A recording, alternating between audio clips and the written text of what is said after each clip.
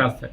ఆడకూతురిని ఇల్లంతా ధ్వంసం చేసి మొగుడు పిల్లలను కొట్టి లక్షిస్తాను పొడుకోవే అని చెప్పని భయంకరంగా దుర్భాషలో ఉండి వీడికి గాయాలు ఉన్నాయి పోలీస్ హాస్పిటల్లో చేర్చుకోండి అని చెప్పని పోలీస్ ఇంటిమేషన్ ఇచ్చి పంపిస్తారు. ఆడికి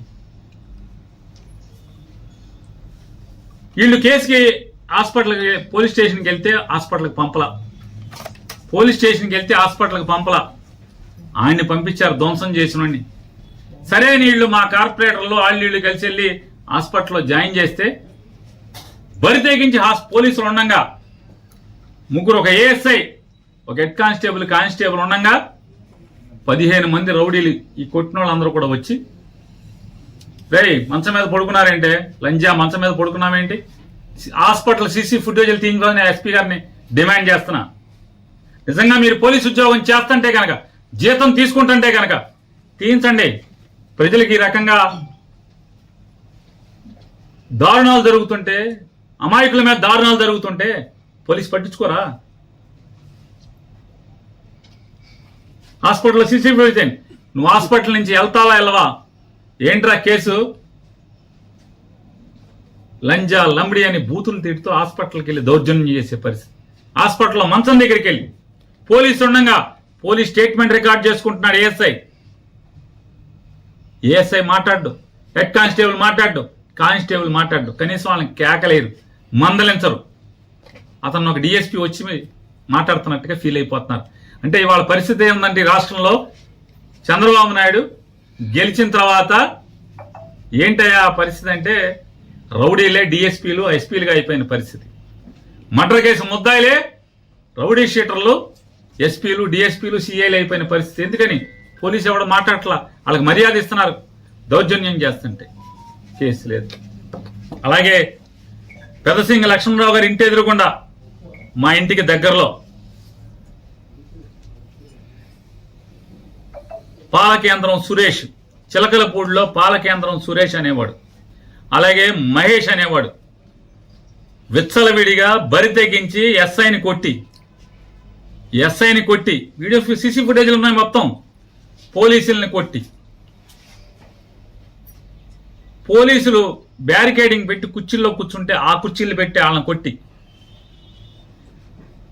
కార్లు ధ్వంసం చేస్తే ఇంతవరకు కేసు ఇచ్చినా కూడా కేసు కట్టలేదు, ఎఫ్ఐఆర్ కట్టలేదు ఇంతవరకు.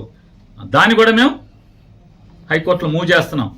ఈ పోలీస్ ఇన్యాక్షన్, ఈ దౌర్జన్యాలు, చంద్రబాబు నాయుడు చేయిస్తున్నటువంటి దౌర్జన్యాల మీద దానికి కేసు లేదు.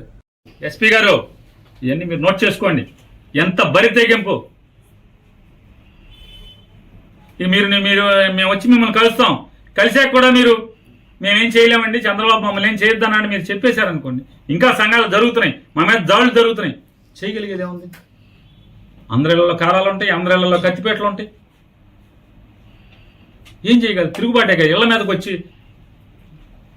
పోనీ మేమేమన్నా ఎవరి దగ్గర తాగి గొడవకి వెళ్తే పోనీ కొట్టారంటే అర్థం ఉంది.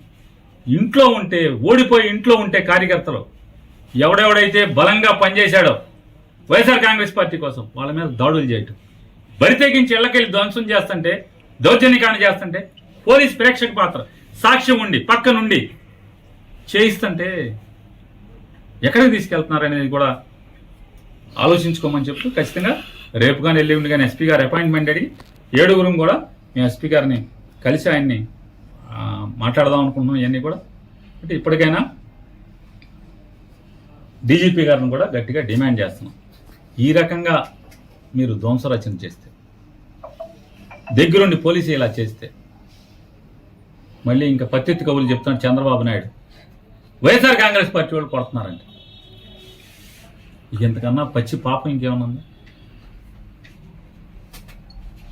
ఇది వాళ్ళ వైఎస్ఆర్ కాంగ్రెస్ పార్టీకి సంబంధించినటువంటి జిల్లా మాజీ ఎమ్మెల్యేలు అందరం కూర్చొని మాట్లాడుకున్నటువంటి మీటింగ్ సారాంశం. మొన్న జరిగినటువంటి అసెంబ్లీ ఎన్నికల అనంతరం లెక్కింపు రోజు నుంచి మొదలుపెట్టి అధికార మదంతో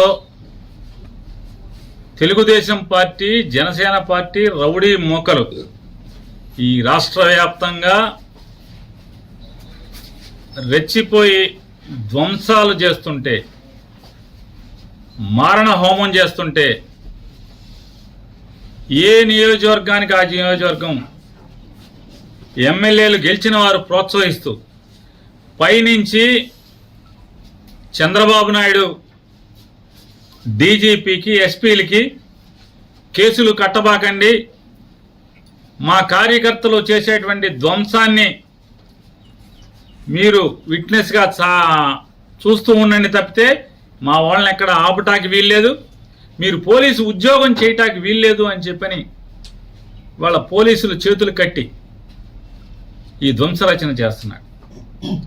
ఈ రాష్ట్రానికి గతంలో బీహార్ ఎట్లా ఉండేదో లేదా ఒక ఉత్తరప్రదేశ్ ఎట్లా ఉండేదో ఇవాళ ఆంధ్రప్రదేశ్ రాష్ట్రాన్ని కూడా ఒక హింసా రాష్ట్రంగా, హింసా రాజ్యంగా ఆయన తయారు చేస్తున్నటువంటి తండ్రి కొడుకు ఇద్దరు కలిసి చేస్తున్నటువంటి పరిస్థితులు.